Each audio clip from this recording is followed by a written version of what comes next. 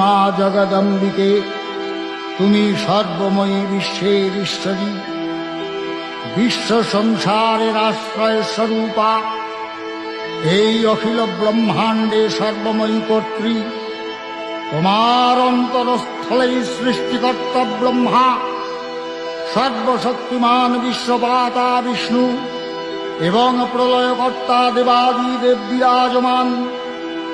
তুমি দেবগণের আধার স্বরূপা, দেবতাদের ও পিতৃলোকের পরম তৃপ্তিদায়ক স্বাহা সধা হব্য ও কব্যরূপে প্রকাশমানা।